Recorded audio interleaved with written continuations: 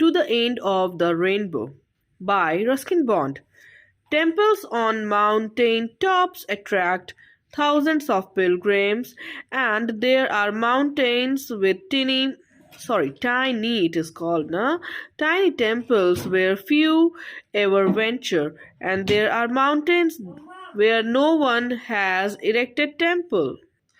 The god lived there anyway, the god of the tree, of the rocks, of the lonely grassland, and all mountains are sacred, for they bring us closer to the heaven, to the stars, to the universe. Even a small hilltop is something special, storming on the brow of a hill. The view is unimpeded. Everything lies below you: terrace, field, village, orchards, forest, streams, roads, the valleys, and urban spreads a river more hill than endless plains stretching towards the horizon.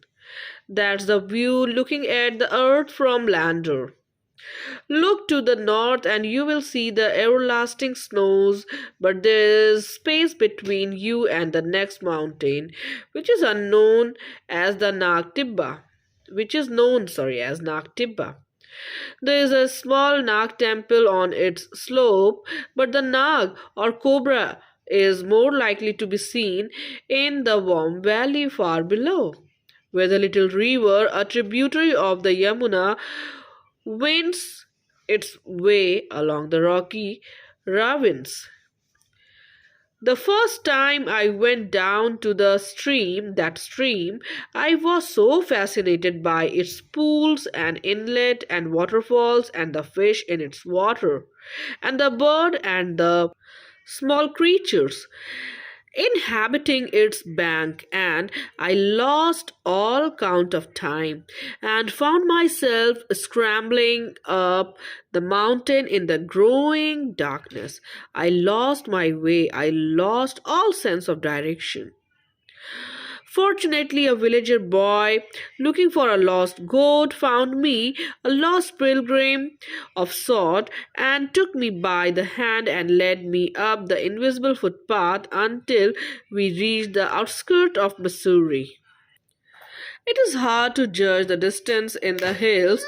What appears from It is hard to judge the distance in the hill, what appears from a distance to be an hour's walk usually turns out to be a 3 hours trek. I'm an expert at losing my way in the hills, but hill people are kind and helpful and always put me back on the hill path. They will even share a roti with me if I'm hungry. Many years ago, when I was young and couldn't keep still, I set out to walk from Lansdowne to a village above the Nile River. I thought it would take me 3 hours, but it took 7. And along the way, I felt very hungry. I had water in a thermos, but no food. As I sat on a boulder, wondering if I should turn back, along came a farmer carrying his dinner wrapped up in a piece of cloth. He shared his meal with me, a thick roti and a couple of onions. Never had an onion tasted so sweet, never had a roti seemed so delicious. When we are really hungry, a simplest of meals is the best. The farmer went his way with my blessing, and I went mine with a full heart and a full stomach. But it is always wise to take some food with you if you go off into a wilderness. Not everyone can live on berries and wild honey, like John the Baptist. For one thing, wild honey is hard to find. But to return to the mountain tops or hilltops, there is a hill outside Missouri called the pepper pot, presumably because it looks like one, and I would go there sometimes a little over an hour's walk just to soak up the sunshine, the smell of the grass, the cluster of the wild flowers, especially after the departure of mountain rain, and sometimes even write a poem or two, for I always carried my notebook with me. Opposite Paper Pot was another hilltop, Paper Pot opposite Hilltop, which ought rightfully to have been called Salt Cellar, but instead bore the mundane name Top Tibba. Tibba, of course, meaning hilltop. No one lived on these two hills, although on their lower slopes were the hut of the Gujars, who grazed their buffaloes here every summer. Before winter set in, they returned to their forest dwelling in the Shivalik ranges. So now the huts were deserted. I was alone, not really alone, for an eagle circled overhead, and that meant a hare or ferret or some small creature was in its ambit. A small cloud passed overhead, and there were a few drops of rain. I set off down the narrow footpath, and then, to my surprise and delight, an astonishing thing happened.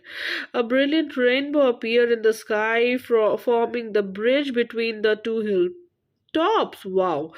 It stood out radiant against the azure blue of the sky, its own colors appearing out of nowhere and shining brightly just for me. We can have a look also in this book. It is given so beautiful, na? And here the author is going, Ruskin Bond, Mr. Ruskin Bond is going, and he happened to see this beautiful eagle, at the same time the beautiful rainbow. Wow! And to the end of the rainbow is the story's name. Look here, to the end of the rainbow. At the last, I will show you the book also. It's so beautiful. So they say there is a pot of gold at the end of the rainbow, and you might just find it if you try hard enough. So, but I was after no pot of gold. I wanted uh, all the colors of the rainbow: the red, orange, yellow, green, blue, indigo, and violet, the Vibgyor, and I wanted to put them in my poems and stories, so that when I come to the end of my days, all the colors of life would be there at the tip of my pen, and I could truly say that I had been to the end of the rainbow, and that a paper pot was my first pot of gold. This is the so from here, and from this beautiful pic, I would take you to the first page of the book. Here, Ruskin Bond, all time favorite for children. This is the book, and illustrated by Kashmira Sarode. 25 gorgeously illustrated stories for children. This is the book. Really nice one. Yes, I have went through so many of the stories. I think 25 stories I have just completed, or one or two will be remaining. So thank you very much for watching this video. It's going to be very useful and very happy making for you all, I wish.